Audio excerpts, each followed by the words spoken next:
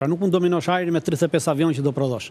Se kaq duhet numri avionëve që do fillojnë të 22 miliard ishte buxheti akorduar për kontrata me Boeing. Nga 200 deri 300 milionë euro njëri. Do të shkoj në 3 trilion dollar, pra me gjithë mirëmbajtje, me gjitha komendimin, me gjithë pjesët, me gjitha shkon te 3 trilion dollar është për llogaritur nga forcat ajrore që do të shkojë ky kosto. Dhe normalisht që në fillim ishte pretenduar që numri ishte 150 copë, po me 150 copë shkon 8 trilion dollar.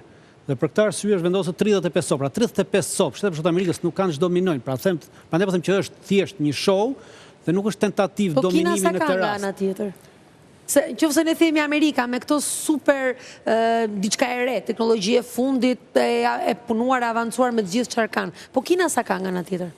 Rusi sa ka nga ana tjetër? Se tani ne thasim vetëm 35. Atëherë koncepti, po duhet kemi do ndajmë konceptet, nuk bëhet sa ka ai, sa ka ky. Shtetet Bashkuara të Amerikës, armatimet janë pjesë e fitimit apo nisë një lufte, po dishim. Ne vetëm supozojmë sepse nuk e dim, por realisht Amerika duket shumë përpara amerikanëve të tjetër, koncepti i mbrojtjes që kanë rusët është tjetër, koncepti i mbrojtjes që kanë kinezët është tjetër.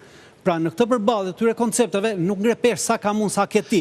Rusët e kanë bazuar konceptin e mbrojtjes mbi mbrojtjen kundërajrore, nuk e kanë bazuar aviacionin, ata nuk e përdorin si forcë. Ne po flasim për çështje për armët konvencionale, Gozhe, se atë pastaj kush ka më shumë mbyll bërthamorja, ka diferencë. Do t'i fusim në lojë, urojmë mos t'i provojmë. Mbrojtja kundërajore është konvencionale. Po flasim për konvencionale, për dominancë konvencionale. Po pra unë atë po flas, mbrojtja kundërajore është konvencionale. Mbrojtja balistike është ajo që thonë, atë s'po hyj ajo. Okej, te mbrojtja balistike, vetëm dy vende kanë. Rusia dhe Amerika, mbrojtje balistike sot për sot. Po flas për mbrojtje kundërajrore. Pra, në mbrojtje kundërajrore, në luftën konvencionale, Rusia ka bazuar me mbrojtje kundërajrore dhe aviacionin në doktrinën e saj nuk e sheh si forcë të cilat do luftojë për zotërimin e qiellit.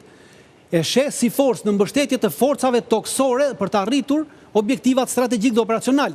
Dhe mbulimin e qiellit e bën nëpërmjet mbrojtjes kundërajrore, siç po e bën totalisht në gjithë Ukrainën. Pra, përdor mbrojtjen kundërajrore për këtë punë. Deri më sot, vetëm 4 raste kanë në 3 vjet luftë që kemi pasur një përplasje ajrore midis avionëve rus dhe avionëve ukrainas. Pra 4 herë ka ndodhur, për arsye se rusët nuk e kanë këtë koncept. Kurse Amerika dhe Perëndimi e ka konceptin e përplasjes ajrore, pra dominimin ajror në luftën ajrore.